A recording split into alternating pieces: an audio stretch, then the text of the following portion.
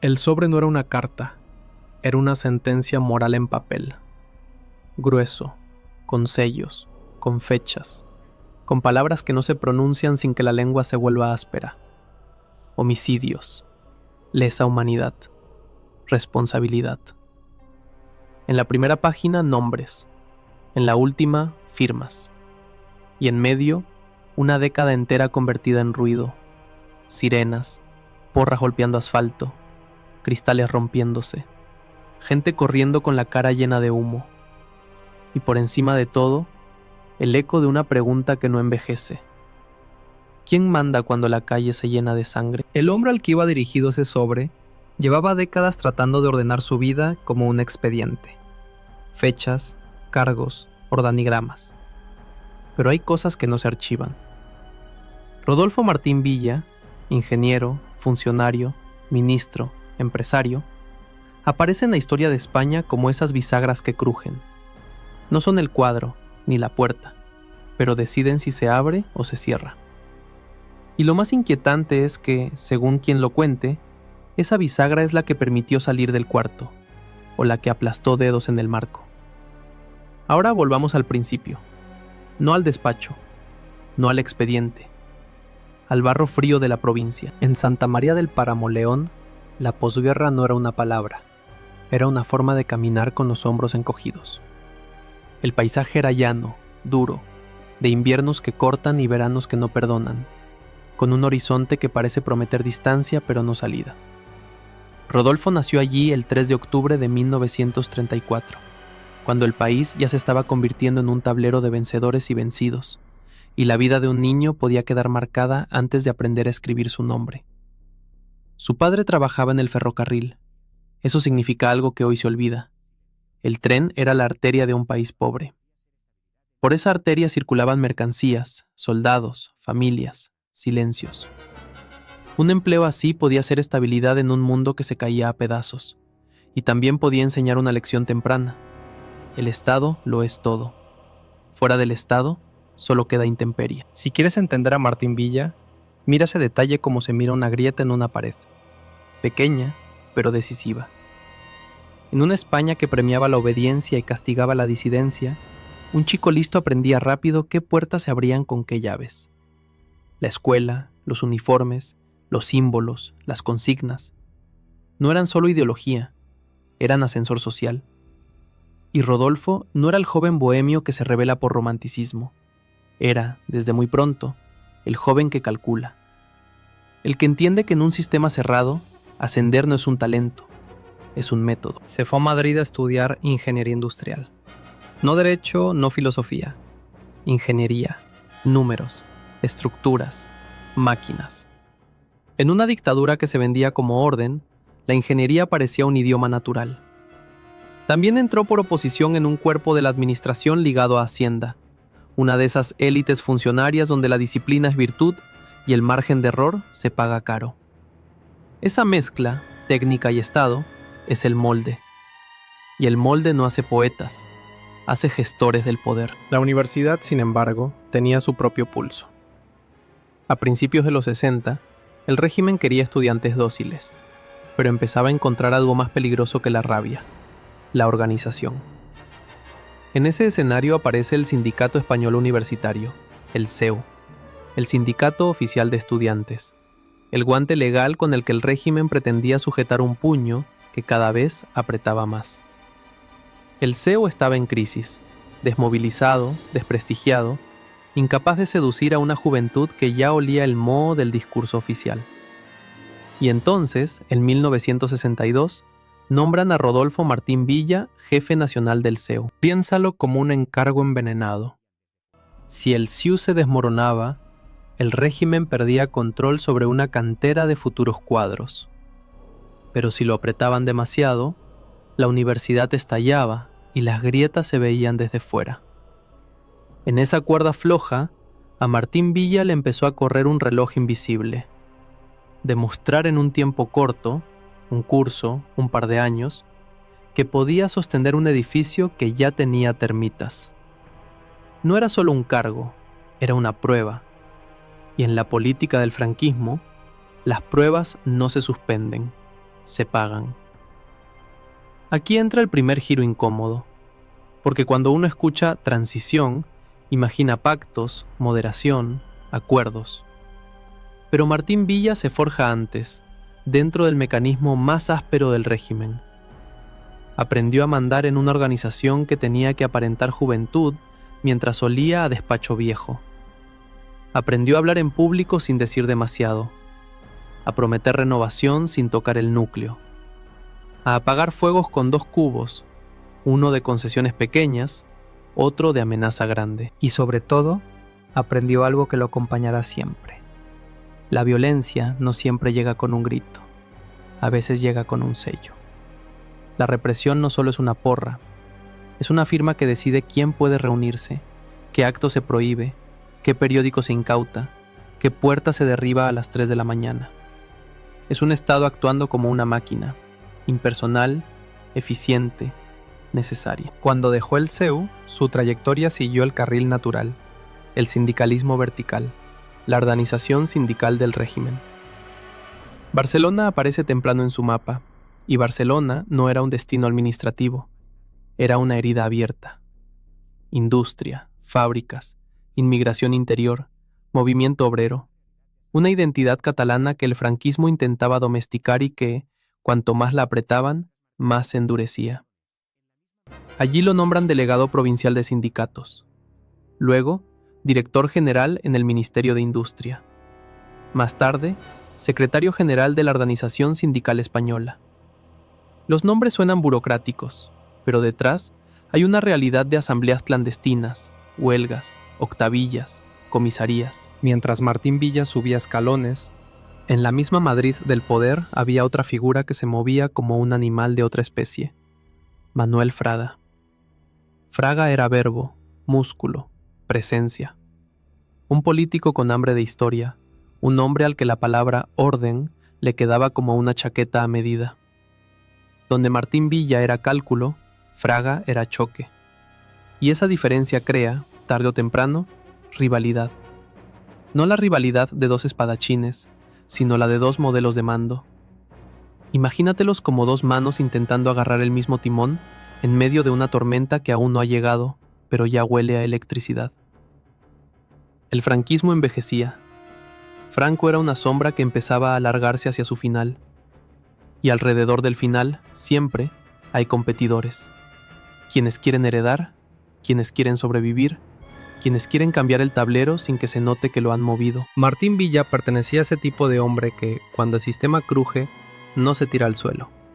Busca el punto exacto donde el crujido puede convertirse en palanca. Y en 1974 le dan una palanca enorme. Gobernador civil de Barcelona y jefe provincial del movimiento. Dicho de forma simple, el representante del Estado en una de las ciudades más inquietas, más vigiladas, más inflamables. Una plaza donde un error no es un error, es un incendio nacional. Aquí la historia se vuelve visual. Barcelona en esos años no es postal, es humo. Calles con manifestaciones relámpago, gritos que rebotan entre edificios, furgones, carreras, sirenas. Despachos con teléfonos que no paran, informes que llegan con tinta que parece sudor, posibles alteraciones del orden público. Y en el centro, un gobernador civil joven comparado con los viejos jerarcas, con cara de tecnócrata, pero con un poder que puede arruinar vidas con una frase. Y el límite de tiempo, la política siempre lo impone, aunque no lo escriba. En Barcelona, la paciencia del régimen era corta y el miedo era largo. Se esperaba de él que normalizara la ciudad antes de que la enfermedad del Estado se notara demasiado. Cada día que la calle mandaba era un día que Fraga y los partidarios de la mano dura podían señalar como prueba de que hacía falta más hierro. Martín Villa lo sabía. El reloj no estaba en la pared, estaba en los ojos que lo observaban desde Madrid. Y entonces llega el segundo giro. El hombre que parecía un burócrata de sindicato se vuelve, por necesidad, un operador político. No basta con prohibir, hay que negociar en la sombra. No basta con reprimir, hay que entender qué alimenta la protesta para cortarla en la raíz. Es aquí donde, sin proclamarse reformista, Martín Villa empieza a parecerse a un puente. y un puente siempre es sospechoso para ambos lados. Para quienes quieren cruzar, porque temen que se derrumbe, y para quienes no quieren cruzar, porque temen que exista. En esos meses, su nombre se asocia también a tareas que hoy suenan extrañas. Participar en procesos constitucionales vinculados a Guinea Ecuatorial. Un recordatorio de que España estaba soltando, a trompicones, restos de imperio mientras intentaba mantener intacto el control interno. Como si el mundo exterior se moviera y el interior quisiera quedarse congelado. La muerte de Franco en noviembre de 1975 no fue un trueno, fue un apagón con generador. El sistema no cayó, se reorganizó. Y en diciembre de 1975, Martín Villa entra en el primer gobierno posterior a Franco como ministro de Relaciones Sindicales. Es el salto que lo saca del ámbito provincial y lo pone en el tablero nacional, justo cuando el tablero empieza a arder por debajo. Y aquí, en la puerta exacta de esa nueva etapa, la rivalidad se vuelve amenaza. Porque con Franco muerto, las máscaras pesan. Fraga representa una idea clara: orden a cualquier precio, el Estado como martillo. Martín Villa, desde su nueva silla, se acerca a otra lógica. Si el Estado solo golpea, se rompe la mano, y el país. Dos rutas hacia el mismo objetivo: conservar poder. Y cuando dos rutas se cruzan en un puente estrecho, alguien termina empujando. La cámara, si esto fuera cine, se quedaría un segundo más en su rostro al escuchar el nombramiento. No por orgullo, por cálculo. Porque aceptar ese cargo no es subir un escalón, es entrar en una habitación donde el aire ya está contaminado. Relaciones sindicales en 1975 no era gestionar convenios, era lidiar con huelgas, crisis económica, sindicatos clandestinos, fábricas como calderas. Era, en la práctica, acercar la mano al fuego para que otro no se queme, o para decidir quién se quema primero. Y así termina el prólogo real de su historia. Un niño de una España fría, un estudiante convertido en cuadro del régimen, un ingeniero que aprendió a mandar con sellos y organigramas, un gobernador civil en una ciudad inflamable, y de pronto, un ministro en el punto exacto donde el país va a elegir entre abrir la puerta o atrancarla. Porque lo que viene ahora ya no es carrera, es prueba. Y la prueba tiene nombre, tiene fecha, y tiene muertos que aún no saben que van a hacerlo. En el ministerio, la madrugada no olía a café, olía a tinta caliente y a nervios. Había una clase de silencio que solo existe cuando el país entero está despierto por dentro. Rodolfo Martín Villa lo sintió con una precisión casi física. La transición no iba a decidirse en discursos, sino en minutos, en sellos, en órdenes dadas con la voz baja, en pasillos donde una frase podía salvar una semana o provocar un motín. Su rival, Manuel Fraga, ya no estaba en su silla, pero seguía presente como una sombra que no necesita cuerpo. No hacía falta verlo para escucharlo. Falta autoridad. Se les va de las manos. Esto se hunde. Fraga competía por algo más que un electorado. Competía por la emoción dominante del país. Y la emoción dominante de un país asustado es el deseo de que alguien lo agarre fuerte, aunque le haga daño. Martín Villa lo sabía, y por eso su trabajo, cada día, era una carrera extraña. Abrir sin que parezca que se rompe, ceder sin que parezca que se rinde, ordenar sin que parezca que se amenaza. Una gimnasia imposible. A ratos, se parecía más a desactivar una bomba que a gobernar. La bomba tenía varias mechas, y una de ellas era el mapa político. España empezaba a llenarse de siglas como si fueran manchas de aceite sobre el asfalto. Grupos nuevos, partidos históricos volviendo de la clandestinidad, organizaciones que exigían espacio, voz, legalidad. Legalizar a unos era enfurecer a otros. No legalizar era incendiar a todos. Y por encima, latía el miedo de fondo, que el Estado, al aflojar el puño, perdiera la mano. En febrero de 1977, el primer gran movimiento se ejecutó con aparente normalidad, pero con tensión eléctrica en cada esquina. Más legalizaciones, más permisos. Más respiración política. Cada firma abría una puerta, pero también abría una ventana por donde podía entrar el disparo de un enemigo. Y lo más perverso del momento era esto. El enemigo podía ser el terrorista que quería dinamitar el futuro, o el nostálgico que quería resucitar el pasado. Entonces llegó el giro que convirtió la transición en un thriller. Semana Santa. Madrid medio vacío. Medio gobierno lejos, como si el país pudiera ponerse en pausa por unos días. Un ministro fuera, otro en viaje. El rey lejos de la capital. Las oficinas con persianas a medias, las calles con menos coches. Y en esa quietud engañosa, alguien colocó sobre la mesa una carpeta que parecía pesar más que un cuerpo. La legalización del Partido Comunista. No era un trámite. Era una provocación para los duros, un símbolo para la izquierda, una prueba para Europa, una cuerda tensada sobre el abismo. Legalizarlo significaba asumir el riesgo de que una parte del aparato del Estado, militares, mandos, viejas lealtades, interpretara aquello como una traición. No legalizarlo significaba algo distinto, igual de peligroso. Reconocer que la democracia nacería coja, marcada, y que la calle no se quedaría quieta. Y allí estaba Martín Villa, ministro del Interior, con el reloj ya no en semanas, sino en horas. Porque el país tenía una fecha por delante, las elecciones. Y para llegar a esa fecha con alguna esperanza de estabilidad, necesitabas que el tablero estuviera completo. Un tablero con huecos era una invitación al sabotaje. En esa escena, el tiempo se vuelve casi cinematográfico. Un funcionario abre un registro, un sello golpea papel, una firma falta, una llamada suena, alguien corre por un pasillo. El detalle, ese detalle pequeño, fue el tipo de cosa que hace historia precisamente por su fragilidad. El trámite pudo quedar mal cerrado, pudo quedar incompleto, pudo quedar colgando del borde como una puerta sin pestillo. Y sin embargo, se cerró. El país lo supo de golpe, como si alguien hubiera encendido una luz demasiado fuerte. El PCE es legal. Y la reacción fue inmediata, visceral. Hubo quien lo celebró con lágrimas. Hubo quien lo vivió como una humillación.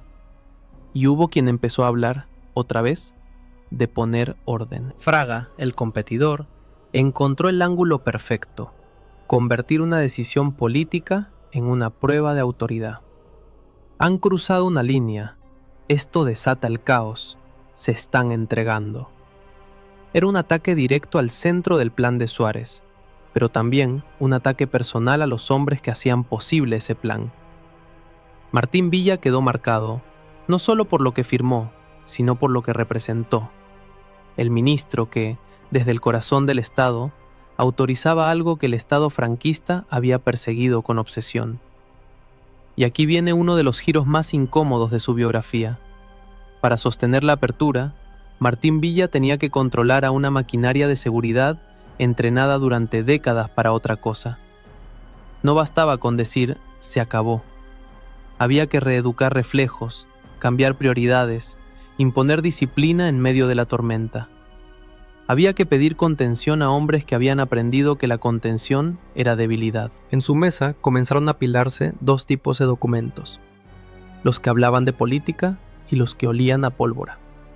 Atentados, amenazas, informes de inteligencia, listas de objetivos, comunicados, rumores de comandos, llamadas anónimas.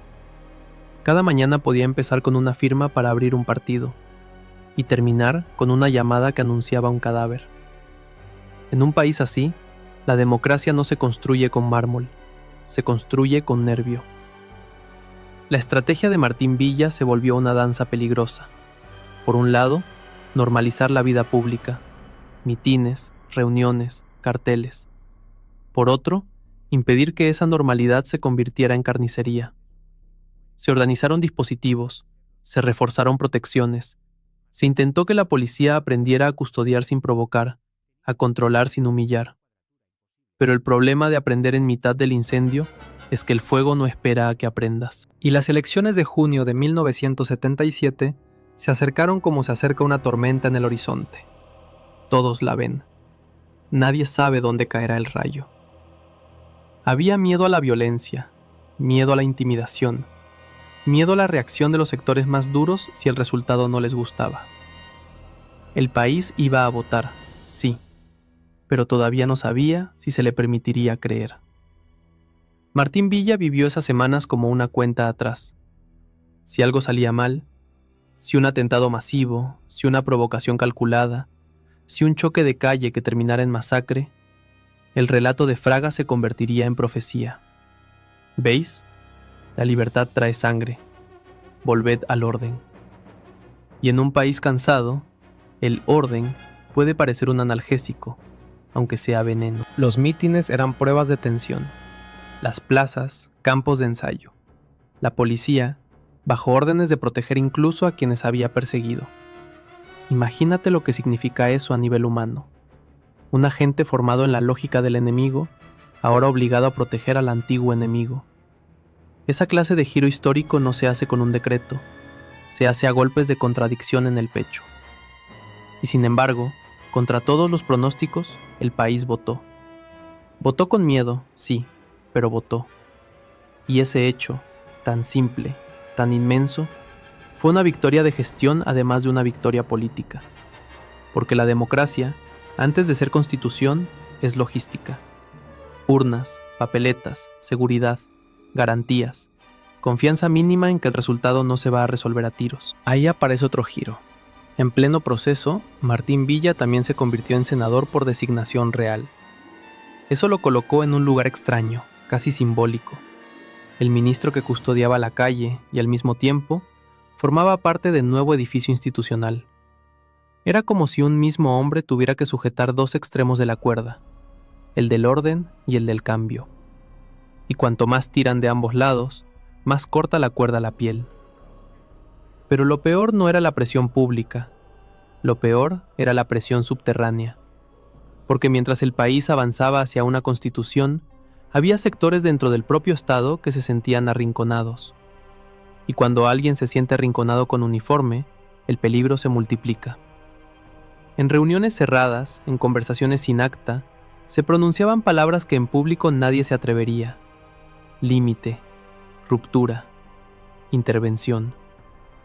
No era una amenaza explícita todos los días, pero era un rumor constante, como un motor encendido en un garaje. Martín Villa tuvo que volverse a la vez policía y diplomático. Aplacar tensiones, escuchar, medir, enviar señales de que el Estado seguía siendo Estado, incluso cuando cambiaba de piel. Porque una parte de su tarea consistía en evitar que el sistema se defendiera de sí mismo. Y en medio de ese equilibrio, apareció un tema que todavía hoy provoca un gesto de disgusto cuando se menciona: los archivos. Montones de papeles, expedientes, fichas, informes del viejo partido único, rastros de un aparato que durante décadas lo registró todo. ¿Qué hacer con eso? ¿Conservarlo como memoria o destruirlo como amenaza? El rumor, la acusación, la sospecha, ese veneno lento, fue que se ordenó eliminar documentación para borrar huellas, para proteger nombres, para impedir futuras responsabilidades. Otros lo interpretaron como una maniobra práctica para evitar que esos archivos se usaran como arma de chantaje o venganza. Sea cual sea la verdad completa, lo que importa para el relato es el efecto. La transición no solo se escribía con votos, también se escribía con lo que desaparecía. Imagina el cuadro: bolsas negras, trituradoras, camiones, cajas apiladas como cadáveres de papel. La historia convirtiéndose en confeti, y un país que, décadas después, se preguntaría qué se perdió ahí y por qué. Fraga aprovechó cada sombra. Era su terreno. Si había incertidumbre, él ofrecía certidumbre autoritaria. Si había confusión, él ofrecía un martillo. Competía por el control emocional del país y para eso necesitaba señalar a hombres como Martín Villa como responsables de la debilidad. Y la palabra debilidad en política se pega como un olor. Sin embargo, mientras la rivalidad ardía en lo público, Martín Villa siguió empujando una transformación menos visible, más técnica y por eso más decisiva: la reconversión de las fuerzas de seguridad. No era solo cambiar nombres o reorganizar despachos, era cambiar la relación entre policía y ciudadanía. Pasar de la lógica del enemigo interno a la lógica del orden democrático. Esa transición dentro de la transición fue quizá su batalla más larga, pero también fue la más ingrata, porque sus resultados son invisibles cuando funcionan y escandalosos cuando fallan. Si una manifestación termina sin violencia, nadie aplaude al ministro. Si termina con sangre, el ministro tiene nombre y apellido en la portada. Los años 1978 y 1979 fueron una prueba constante. El país avanzaba hacia la Constitución y a la vez sufría golpes que buscaban romperlo.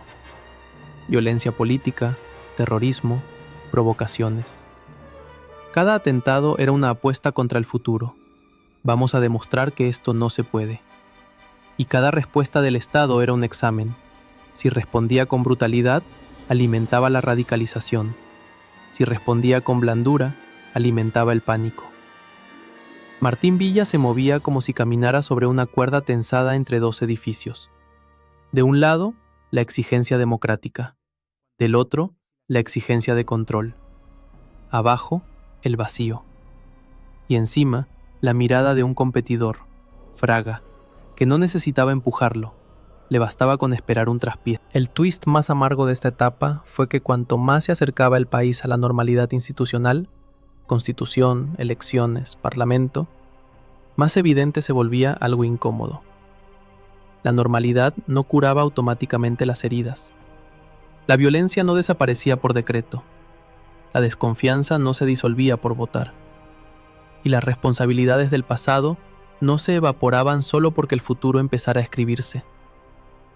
Martín Villa, en esos meses, empezó a intuir que su nombre quedaría atado a dos relatos opuestos, irreconciliables. Para unos, sería el hombre que ayudó a que el Estado no se desplomara mientras se abría. Para otros, sería el hombre que representó la continuidad de prácticas oscuras, el rostro administrativo de un aparato que aún podía matar. Y esa intuición se le metió bajo la piel como una espina. Porque hay decisiones que, aunque sean de Estado, se pagan con la biografía. Llegó un momento, después de la Constitución, después del avance institucional, después de tantas semanas tensas, en que el desgaste se volvió casi visible. No era solo cansancio, era corrosión. El ministerio era una habitación donde el aire se volvía más pesado cada año. Y el país, aunque avanzaba, no dejaba de morder. Cuando se acercó 1979, la política ya olía a relevo. Las elecciones, los equilibrios internos, los cálculos de poder. La historia empezó a girar el foco hacia otros nombres, otros puestos, otras disputas. Pero Martín Villa todavía estaba allí, sosteniendo el ministerio como quien sostiene una puerta que se cierra sola. Y entonces, el cierre llegó. Abril de 1979. Se produjo el cambio. Él dejó el interior. Y la escena, vista desde fuera, pudo parecer un simple relevo de gabinete. Pero por dentro era otra cosa. Era el final de una etapa en la que cada día había sido una prueba de resistencia. Salir del despacho no significaba apagar el incendio. Significaba, apenas, dejar de estar en primera línea del humo. Lo verdaderamente inquietante es lo que quedó flotando cuando se apagó la luz de su despacho. Las preguntas, las sombras, los nombres. Porque el poder se suelta con la mano, pero no se suelta con la conciencia. Y mientras el país seguía avanzando, el hombre que había firmado puertas abiertas empezó a comprender que también había firmado, sin quererlo o queriéndolo, por acción o por omisión, un contrato con algo más persistente que la política. La memoria. Cuando Rodolfo Martín Villa dejó Interior en abril de 1979, muchos pensaron que por fin había encontrado una salida del humo, que había cerrado la puerta del ministerio y con ella el zumbido de teléfonos nocturnos, los partes urgentes, la presión de una calle que podía estallar por cualquier chispa. Pero la política tiene una forma cruel de reírse de quienes creen que pueden marcharse. Te deja salir y te cobra después, con intereses. Al principio, su huida fue casi discreta, casi humana. cambió el eco de los pasillos oficiales por el sonido seco de otra clase de decisiones. Reuniones con corbata bien ajustada, presupuestos, balances, metal y cobre. Una empresa, un consejo, un despacho sin manifestaciones bajo la ventana. En el sector privado, diría más tarde, el esfuerzo se parece más al resultado. Y sin embargo, el descanso le duró lo que dura una respiración cuando alguien te llama por tu nombre en mitad de la noche. Porque España, incluso tras la Constitución, todavía no era un país normal. Era un país que estaba aprendiendo a hacerlo. Y ese aprendizaje también era un campo de batalla. Mapas autonómicos, competencias, equilibrios territoriales, identidades que llevaban décadas acumulando presión. El Estado tenía que reinventarse por dentro, sin que la casa se viniera abajo. En septiembre de 1980, Adolfo Suárez lo llamó de vuelta. Martín Villa regresó al gobierno como ministro de Administración Territorial. El hombre que había custodiado el orden público pasaba a encargarse de otra clase de orden, el que no se ve en la calle, pero que define cómo se reparte el poder en el mapa. No se trataba ya de controlar manifestaciones, se trataba de construir el esqueleto de un país nuevo, pieza a pieza, en un terreno donde cada pieza podía ser una mina. Y ahí de nuevo apareció el viejo competidor, aunque ya no fuera solo un nombre, era un estilo. Manuel Fraga, fuera del gobierno, crecía en otro carril. Mientras el centro intentaba mantener el equilibrio, la derecha de Fraga construía su casa con ladrillos más simples: autoridad, unidad, firmeza. Su mensaje era fácil de entender y muy difícil de combatir cuando la gente está cansada. Basta de líos. La rivalidad se transformó. Ya no era un choque de ministros en el mismo gabinete. Era una competencia histórica. El relato del centro, con sus compromisos, sus matices, sus dolores, contra el relato del orden sin matices.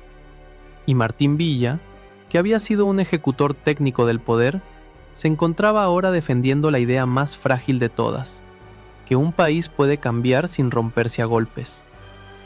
Entonces llegó febrero de 1981. España tembló. El golpe del 23F no fue solo un episodio televisado, fue un recordatorio de hierro. El pasado seguía teniendo dedos.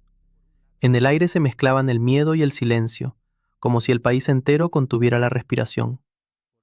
En ese clima, el gobierno se reordenó. Leopoldo Calvo Sotelo asumió el timón y Martín Villa continuó en el Ejecutivo. Poco después, en diciembre de 1981, fue nombrado vicepresidente primero del gobierno.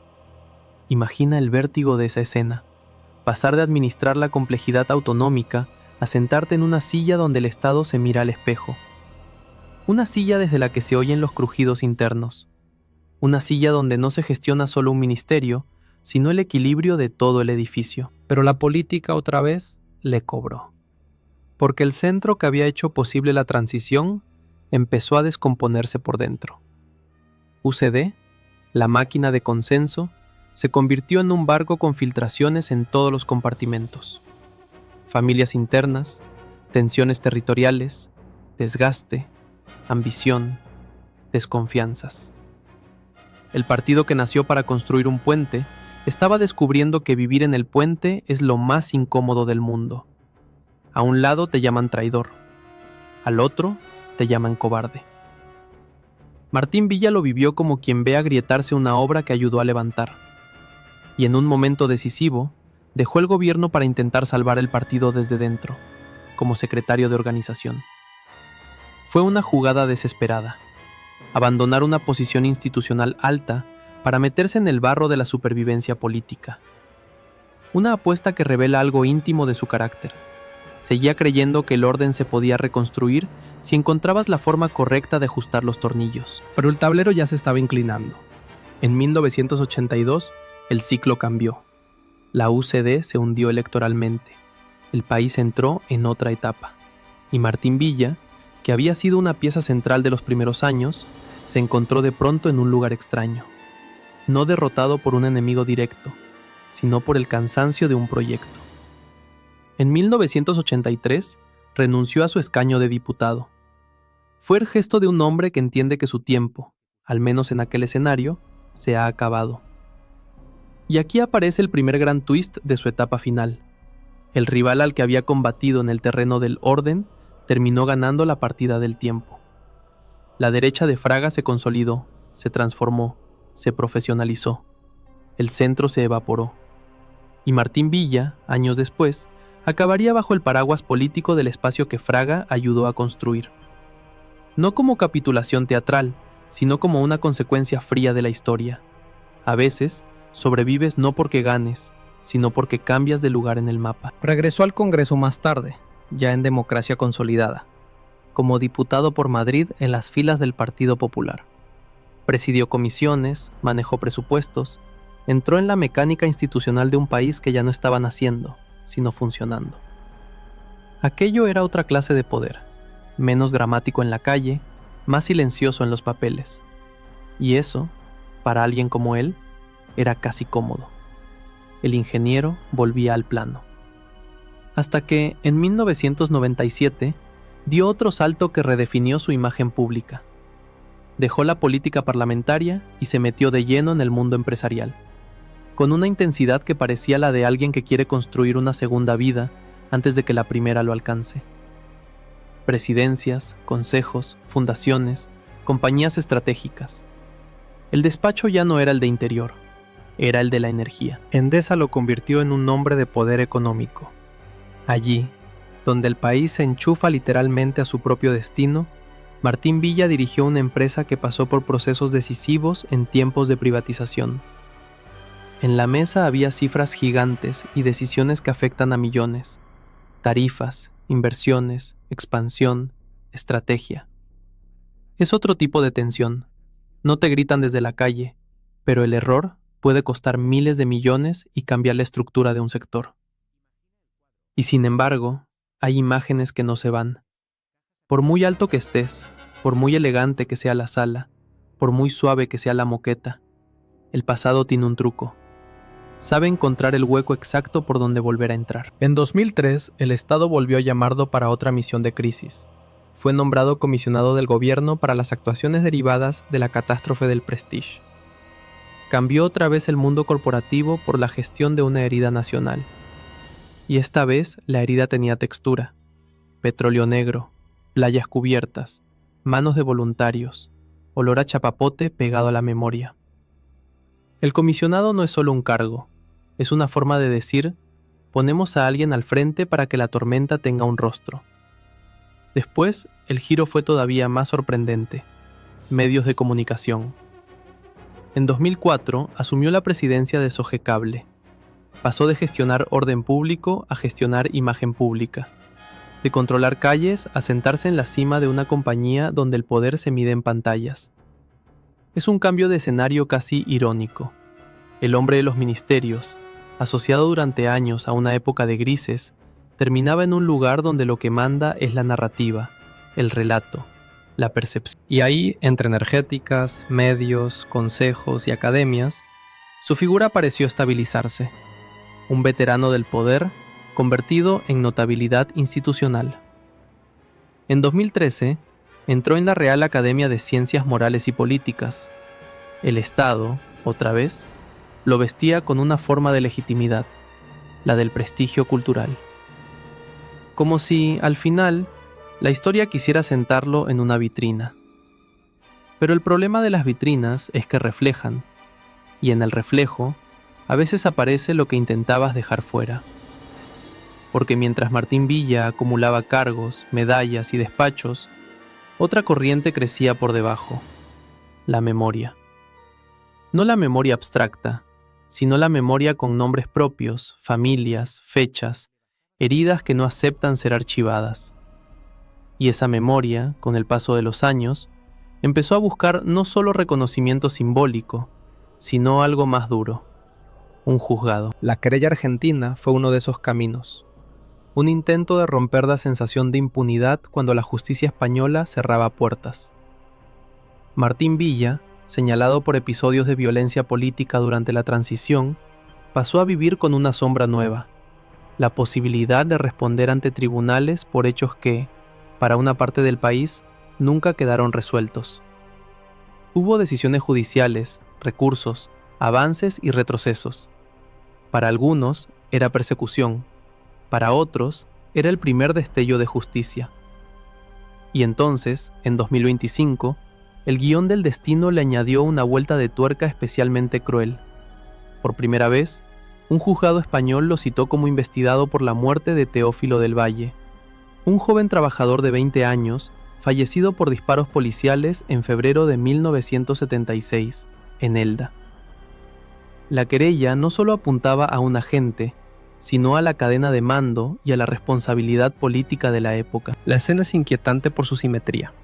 Aquel hombre que en los 70 vivía rodeado de expedientes y firmas, ahora volvía a encontrarse con expedientes, pero en el otro lado del papel. El sello ya no habría partidos, habría diligencias. El despacho ya no era de gobierno, era el de la instrucción judicial. Y aquí está el nuevo límite de tiempo que lo encierra, quizá el más definitivo de su vida. No es un referéndum, no son elecciones, no es un calendario político, es su edad. A sus más de 90 años, el reloj ya no se mide en legislaturas, sino en comparecencias. Y, como si la historia quisiera apretar aún más, las declaraciones previstas para noviembre de 2025 fueron aplazadas por problemas de logística y trasladadas a febrero de 2026. Ese aplazamiento tiene un simbolismo brutal. El pasado no solo vuelve, también se demora, como si quisiera prolongar el suspense, como si la historia disfrutara de tenerlo, una vez más, esperando. Mientras tanto, el país y su biografía siguen partidos en dos. Para una parte de España, Martín Villa es un hombre clave en la construcción de la democracia, alguien que ayudó a sostener el Estado en el momento más frágil. Para otra parte, es un símbolo de continuidad, de violencia no asumida, de responsabilidades que se diluyeron en nombre de la estabilidad. Y ambas Españas, aunque no se sienten en la misma mesa, hablan de él como si fuera un campo de batalla. El competidor, Fraga, ya no está vivo, pero su legado político sobrevive en estructuras, en cultura, en reflejos. Y ahí está otro twist final, casi literario. Martín Villa acaba atravesando, una y otra vez, los mismos pasillos, pero con placas distintas en la puerta. Régimen, transición, democracia, empresa, academia, tribunales. Cambia el rótulo, pero el eco de los pasos es el mismo. Si buscas un cierre moral simple, no lo vas a encontrar. Su historia no termina con una sentencia clara, ni con una absolución emocional. Termina con una imagen más incómoda y más humana. Un hombre anciano, con décadas de poder a la espalda, mirando cómo el país que ayudó a organizar decide, tarde, quizás demasiado tarde, revisar la factura de aquellos años. Y la última pregunta no es solo qué dirá un juez. La última pregunta es otra.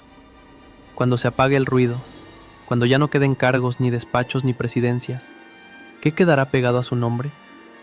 A veces, el legado no es lo que hiciste, es lo que no se pudo, o no se quiso, aclarar a tiempo. En cuanto Rodolfo Martín Villa se sentó en el despacho de Relaciones Sindicales, entendió que el mobiliario era una mentira. La mesa parecía sólida, pero debajo, el país vibraba como un suelo de chapa golpeado desde abajo.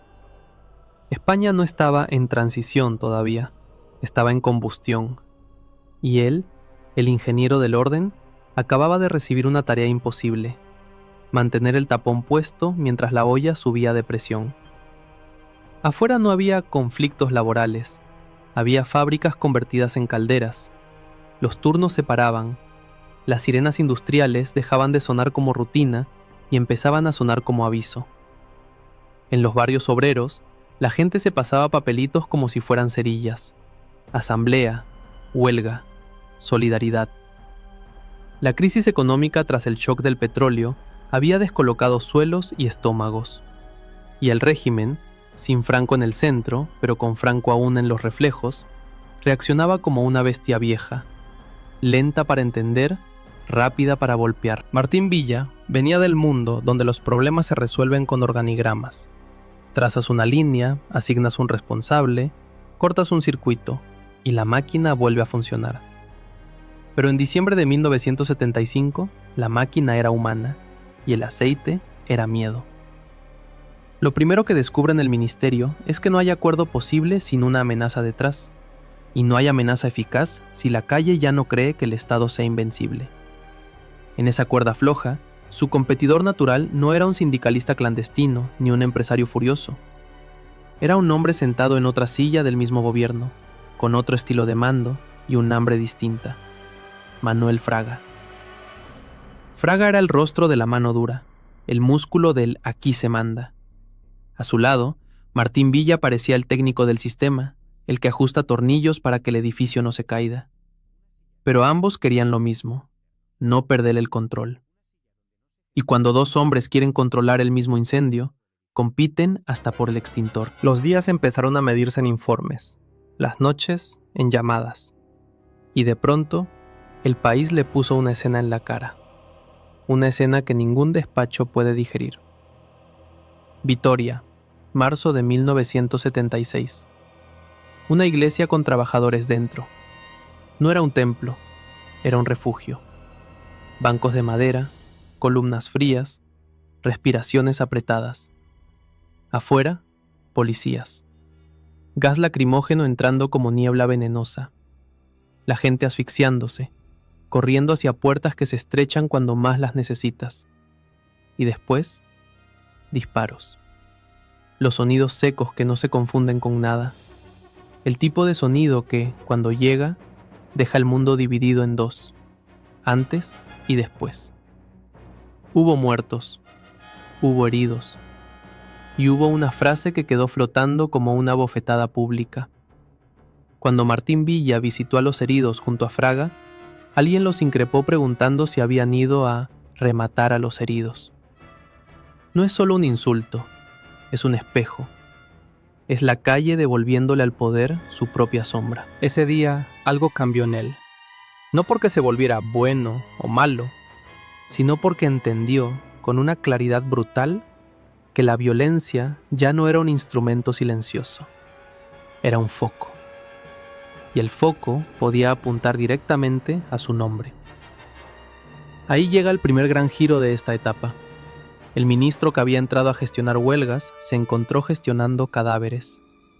Y cuando gestionas cadáveres, tu carrera se convierte en una cuenta atrás. Porque en política, el tiempo no siempre es calendario. A veces es vergüenza acumulada. Si el gobierno no encontraba una salida, el país podía saltar por los aires. Y si saltaba, la solución que muchos susurraban, en cuarteles, en despachos cerrados, en tertulias de élites, era simple y terrible. Más porra, más miedo, más silencio. El sueño de Fraga, autoridad sin concesiones. El pánico de Martín Villa, autoridad sin futuro. La lucha real empezó a ser interna. Dentro del propio Estado se enfrentaban dos pulsos. Los que querían abrir una rendija para sobrevivir y los que querían apretar la puerta hasta romper la cerradura. A Martín Villa lo miraban desde ambos lados. Para la oposición era un hombre del régimen. Para el búnker era un hombre demasiado dispuesto a mover piezas. Y entonces el tablero se movió. Arias Navarro cayó. El rey Juan Carlos eligió a Adolfo Suárez, y la elección fue, para muchos, un trueno silencioso. Un hombre joven, con sonrisa de televisión, que entendía la comunicación como arma. Y con Suárez llegó el segundo gran giro. Martín Villa, de repente, pasa a ocupar el ministerio que en la práctica define si un país se abre o se encierra.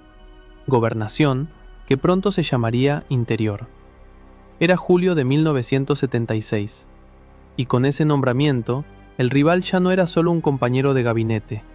Fraga quedaba fuera y empezaba a jugar desde la esquina más peligrosa, la oposición con nostalgia de mano dura. La rivalidad se volvió directa, casi simbólica.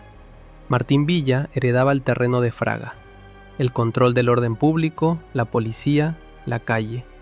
Y Fraga, desde fuera, podía señalar cualquier disturbio como prueba de que el nuevo rumbo era debilidad. Era una guerra por el relato. ¿La apertura es valentía o es rendición? Ese día, cuando Martín Villa entró al nuevo despacho, el aire era distinto. Gobernación no era un ministerio, era un sistema nervioso. Allí llegaban las noticias como descargas. Huelgas, manifestaciones, atentados, amenazas, rumores de conspiración, nombres de unidades, nombres de comisarios, nombres de muertos. Y sobre todo, llegaba una realidad que a nadie le gustaba decir en voz alta. La policía no era una herramienta neutra, era una institución criada en dictadura. Había profesionales que querían adaptarse, sí, pero también había inercias, lealtades antiguas, violencia aprendida como rutina. Si en relaciones sindicales el reto era negociar sin que te incendiaran el país, en gobernación el reto era peor. Abrir el país sin que te lo volaran por dentro. Y aquí entra la limitación de tiempo que lo encierra como una trampa. Suárez necesitaba un hito, una fecha, una victoria. La ley para la reforma política tenía que ser aprobada en referéndum. Tenía una fecha marcada como un cuchillo en el calendario. 15 de diciembre de 1976.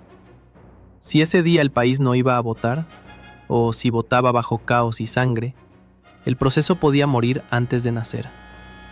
Y cuando un proceso político muere, los que sobreviven suelen ser los más brutales. Martín Villa, con el Ministerio de Gobernación en las manos, tenía unos meses para lograr una cuadratura imposible: garantizar orden mientras el Estado se desarmaba de su propio miedo.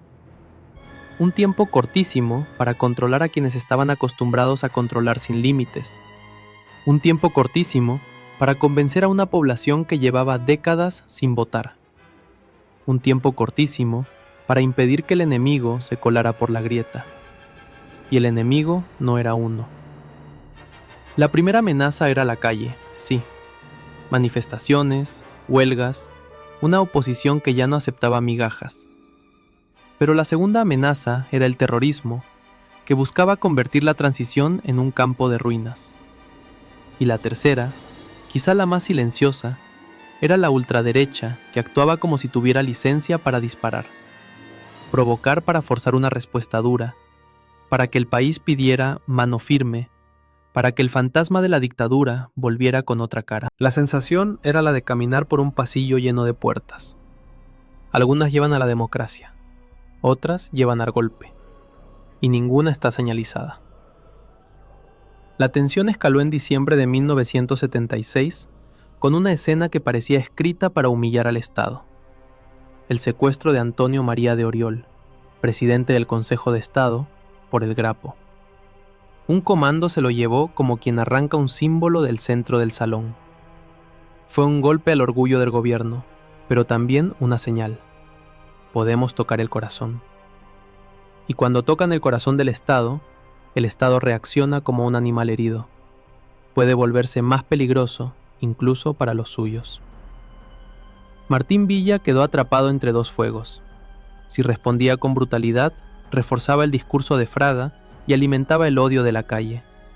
Si respondía con debilidad, Fraga tendría la frase perfecta: no controlan nada. Cada decisión era un paso sobre vida. El referéndum llegó. España votó. Pero el país no se calmó. Se tensó más. Porque votar fue un acto de esperanza y también una invitación al sabotaje. Y entonces, como si alguien quisiera demostrar que la violencia podía sincronizarse con el calendario, enero de 1977 golpeó con una cadena de golpes. El 24 de enero secuestraron al teniente general Emilio Villaescusa, una figura militar de alto rango. Y ese mismo día, Madrid recibió una de esas escenas que manchan la memoria colectiva: la matanza de Atocha. Un comando de ultraderecha entró en un despacho de abogados laboralistas y disparó. 5 muertos, 4 heridos graves. Una noche de plomo. Un mensaje escrito con balas: podemos provocar una guerra civil en miniatura. Imagina el despacho después. Papeles en el suelo, teléfonos cortados, sangre en un pasillo estrecho, humo de pólvora mezclado con el olor ácido del miedo. Y al otro lado, en un edificio oficial, un ministro recibiendo la noticia, y entendiendo que el Estado estaba siendo empujado hacia una trampa. Si reaccionaba con represión masiva, la oposición se radicalizaría. Si no reaccionaba, la ultraderecha se envalentonaría. Era un dilema diseñado para romper el centro. Aquí aparece otro giro. La transición no era un carril hacia la democracia. Era un campo minado. Y Martín Villa, desde Gobernación, era el hombre que debía caminar delante. Suárez necesitaba llegar a la siguiente fecha, aún más grande. 15 de junio de 1977. Las primeras elecciones generales libres desde la República. Ese día era la puerta. Pero la puerta no se abre si el pasillo está lleno de cadáveres. Y ahí vuelve Fraga, como sombra que no se despeda. Fraga ya no podía mandar desde el ministerio, pero podía presionar desde la opinión, desde el discurso de orden, desde el miedo que siempre busca un portavoz. Su competencia era simple: convencer a la España asustada de que el único futuro seguro era el pasado. Y en esa competencia, Martín Villa no podía ganar con discursos, solo podía ganar con hechos. En un país donde los hechos explotaban.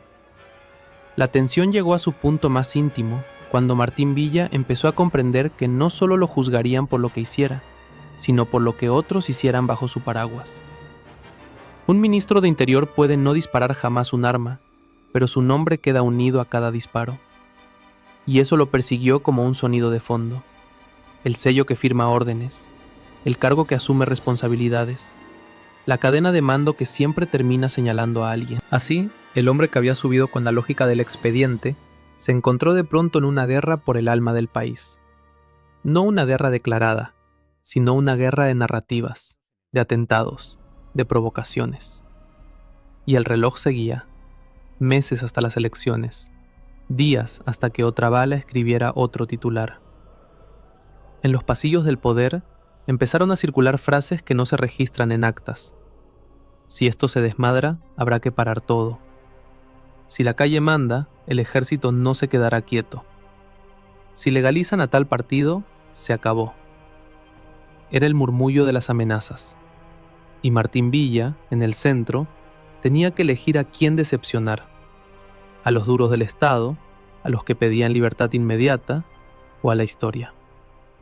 Y de pronto, el dilema se volvió personal, porque en esa España, cada cadáver era una acusación potencial, cada herido una pregunta, cada decisión un futuro juicio moral. Y él lo intuía, aunque todavía no existiera el sobre que abría nuestro relato.